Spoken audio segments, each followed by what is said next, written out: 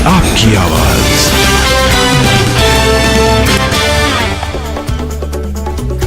PM Modi का आज मध्य प्रदेश का दौरा है। सागर में संत रविदास के भव्य मंदिर का भूमि पूजन करेंगे। पीएम मोदी दोपहर 2:15 बजे करेंगे मंदिर का भूमि पूजन। 11 एकड़ में 102 करोड़ की लागत से बनेगा मंदिर। मंदिर में कमल के आकृति वाले कुंड में बैठाई जाएगी संत रविदास की प्रतिमा। मंदिर निर्माण के लिए 53,000 गांव से मिट्टी और 312 नदियों से जल लाया गया। मंदिर की आधारशिला रखने के बाद ढाना में पीएम मोदी करेंगे जनसभा। 4,000 करोड़ की परियोजनाओं का करेंगे शिलान्यास और उद्घाटन। पीएम मोदी 2 सड़क परियोजनाओं की भी आधारशिला रखेंगे। 1,580 करोड़ इसकी लागत आएगी। पीएम मोदी कोटा बीना रेल मार्ग के दोहरीकरण परियोजना का लोकार्पण करेंगे। 2,475 करोड़ की लागत से इसे विकसित किया गया है। संत रविदास मंदिर पर शुरू हुई सियासत। कांग्रेस ने दलित वोट बटोरने की चुनावी राजनीति करार दिया। कांग्रेस नेता सुरेंद्र चौधरी ने कहा, 18 साल शासन में बीजेपी को संत रविदास की याद नहीं आई। चुनावी साल में वोट बैंक के लिए मंदिर की याद आई है।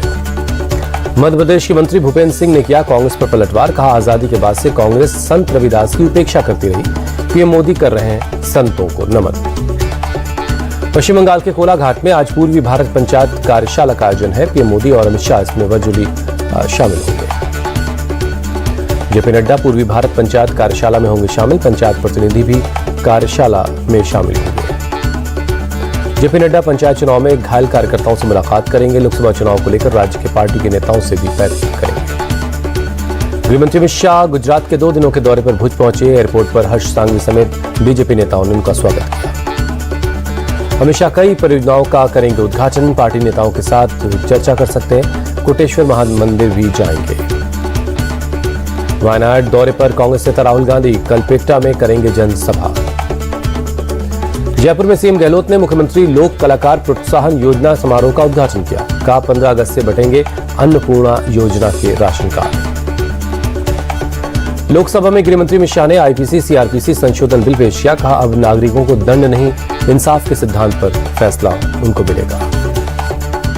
गृहमंत्री ने दंड विधान को लेकर 3 विधेयक संसद में पेश किए। नए कानून के जरिए देश में गुलामी की निशानी को खत्म करने की दिशा में इसे बड़ा कदम बताया। क्रिमिनल लॉ में बदलाव का प्रस्ताव पेश करते हुए अमित शाह ने कहा, बेटियों के साथ हैवानियत करने वालों को मिलेगी फांसी की सजा। अमित शाह ने मॉब लिंचिंग पर मौत की सजा का प्रस्ताव रखा। लव जिहाद पर 10 साल की सजा का प्रावधान। अमित शाह ने राजद्रोह कानून को भी खत्म करने का प्रस्ताव रखा। कहा, पीड़ित को इंसाफ मिलने में नहीं होगी देरी। अमित शाह के प्रस्तावित बिल के मुताबिक सीआरपीसी में 533 धाराएं बचेंगी, जबकि 160 धाराएं बदली जाएंगी।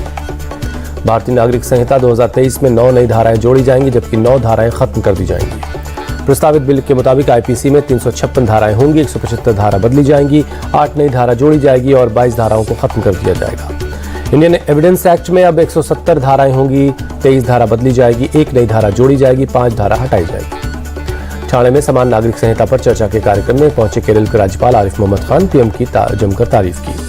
केरल के राज्यपाल आरिफ मोहम्मद खान बोले, यूनिफॉर्म सिविल कोड कानून का उद्देश्य सबको समान इंसाफ देना है। राहुल गांधी का पीएम मोदी पर निशाना। कहा, संसद में मणिपुर का मजाक उड़ाया। हंस हंस कर बोले, ये उन्हें शोभा नहीं देता। राहुल गांधी का आरोप, पीएम मणिपुर को जलाना चाहते हैं, बचाना नहीं। आज मणिपुर एक नहीं 2 स्टेट है। राहुल गांधी के प्रेस कॉन्फ्रेंस पर बीजेपी का अटैक। प्रहलाद जोशी बोले, मणिपुर पर गैर जिम्मेदाराना बर्ताव कर रही है सबसे पुरानी पार्टी। असम के सीएम का अटैक। मणिपुर पर विपक्ष सिर्फ राजनीति कर रहा, उनका मकसद संसद को बाधित करना। आरजेडी सांसद मनोज झा ने कहा, मणिपुर में शांति की गारंटी देने की जगह विपक्ष का उपहास मजाक उड़ाते रहे पीएम। आप सांसद राघव चड्ढा राज्यसभा से निलंबित। दिल्ली सेवा बिल के प्रस्ताव में गड़बड़ी करने का आरोप। संजय सिंह का भी निलंबन बढ़ाया गया। राघव चड्ढा के सस्पेंशन पर आपका बयान। सूत्रों के मुताबिक कल की प्रेस कॉन्फ्रेंस को आधार बनाकर कार्रवाई हुई। राज्यसभा से सस्पेंड होने पर राघव चड्ढा का सवाल पूछा, क्या सबसे बड़ी पार्टी के नेताओं से सवाल पूछना गलत है? क्या मैं दोषी हूं? निलंबन से डरने वाले नहीं, लड़ाई को आगे लेकर जाएंगे, आप सांसद संजय सिंह का बयान। 2024 लोकसभा चुनाव पर बोले गोपाल राय, ये चुनाव अत्याचार और लोकतंत्र के बीच एक लड़ाई होगी। चुनाव आयोग ने असम परिसीमन ऑर्डर जारी किया। 19 विधानसभा और 1 लोकसभा सीट में बदलाव किया। मथुरा के शाहपुर गांव में बांके बिहारी मंदिर के नाम दर्ज जमीन की स्थिति बदलने को पर हाईकोर्ट सख्त। तहसीलदार छाता को 17 अगस्त को तलब किया। इलाहाबाद हाई कोर्ट ने मंदिर के नाम दर्ज जमीन को राजस्व अभिलेखों में पहले कब्रिस्तान फिर पुरानी आबादी दर्ज करने को गंभीरता से लिया। तहसीलदार से पूछा, भूखंड की स्थिति वक्त वक्त पर क्यों बदली गई। नूंह जिले में 13 अगस्त तक बंद रहेगा इंटरनेट, हरियाणा सरकार ने आदेश जारी किया।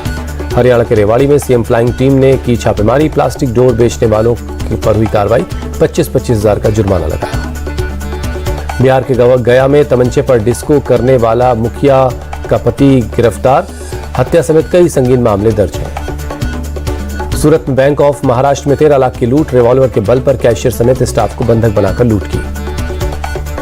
रुद्रप्रयाग में केदारनाथ के रास्ते में चलती हुई कार पर गिरी चट्टान, 5 लोगों की दर्दनाक मौत, रास्ता बंद होने से 24 घंटे के बाद भी शव बरामद हो सका।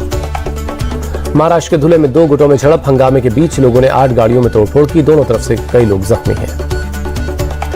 मौके पर पहुंची पुलिस पर लोगों ने पथराव कर दिया, हमले में 3 अधिकारी समेत 15 पुलिस वाले जख्मी हैं। आदिवासी दिवस पर पोस्टर फाड़ने को लेकर हुआ विवाद, पुलिस 20 लोगों को हिरासत में लेकर उनसे पूछताछ कर रही है। 200 से ज्यादा लोगों पर केस दर्ज हुआ है। जम्मू कश्मीर में 13 अगस्त को तिरंगा रैली का आयोजन, प्रदेश के डीजीपी ने दी जानकारी।